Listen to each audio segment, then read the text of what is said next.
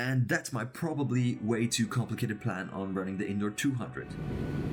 Good day everybody and welcome back to another day of Operation Oregon. Today is the 18th of January and in 3 days I'm going to compete in the 200 meter indoors. In my previous episode I mentioned that the indoor season would be important when it comes to my world ranking, and that is especially when regarding the 200. So today I'm in Oslo and I'm going to have a little bit of a training session where I try out some block starts. It's a little bit different to start in the bend, so I have to test it out before the meet. And also I'm going to run a couple of 60s and then a couple of 150s through the bend at about 90% speed, just to get used to the up and down running in the second bend.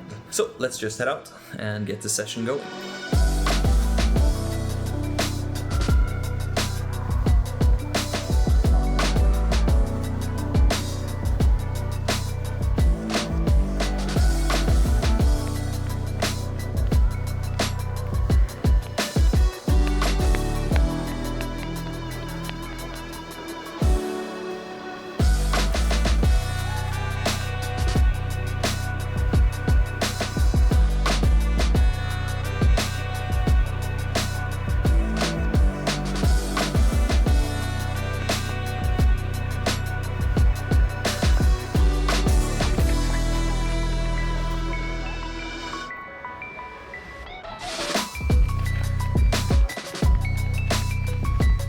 So where you have to stand like this.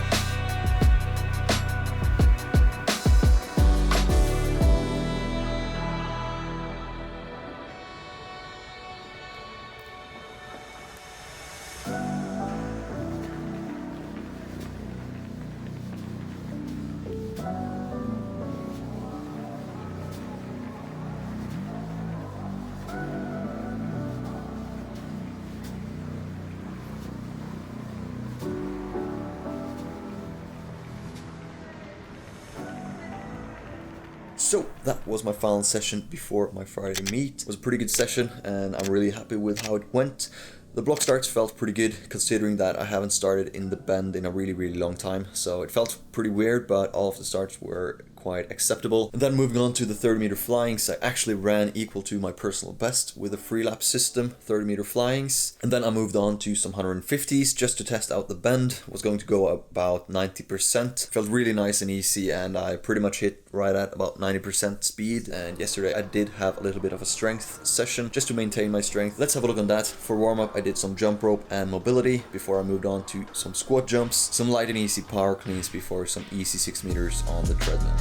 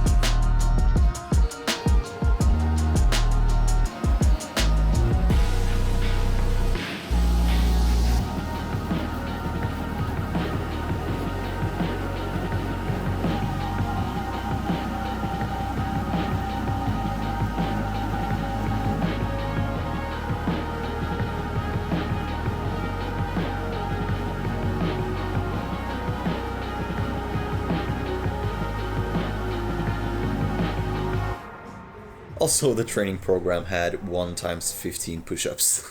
So now there's just 1 day left till I'm running the 60 and the 200 if everything goes to plan. So today I'm just doing a light warm-up before I move on to a couple of hurdle jumps. Let's go.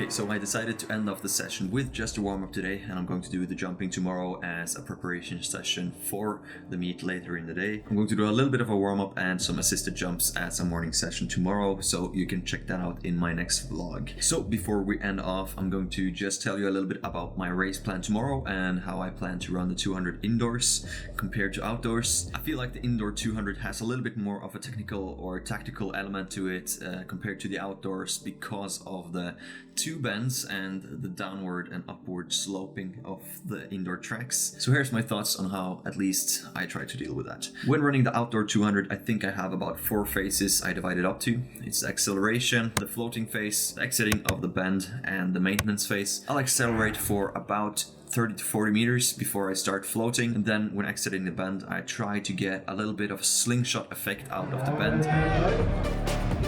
So I increase my speed a little bit out of the bend, and then when I've reached the straight with my max speed, I just try to maintain that and maintain my technique and stay relaxed throughout the rest of the race. In the indoor 200 though, I think I have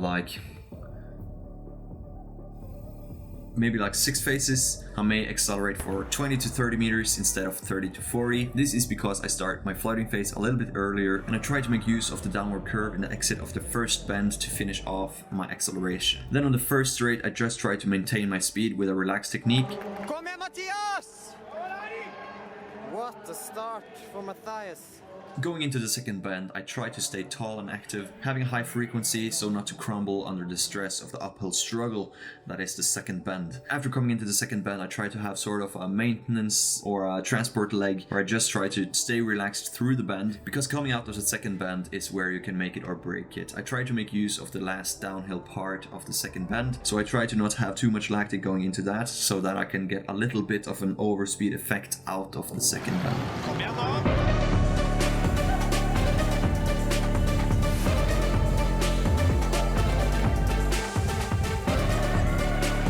After that, I just have to stay relaxed, maintain good technique all the way into the finish line, let the legs do the work and not get too stressed and tensed up towards the end. And that's my probably way too complicated plan on running the indoor 200. And hopefully I can execute that perfectly tomorrow. I'm really excited, and thank you so much for watching, guys. And of course, an extra thank you to the members. You guys get to watch these vlogs early. Now I'll just write down my full schedule for tomorrow on my phone, and I'll get to bed, hopefully get a nice 8 or 9 hours of sleep, and I'll catch you guys somewhere else in Operation Oregon.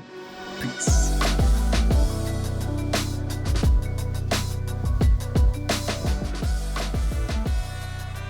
I was actually visualizing this race on Monday out in ice water. Hopefully that will help manage the stress. I don't know.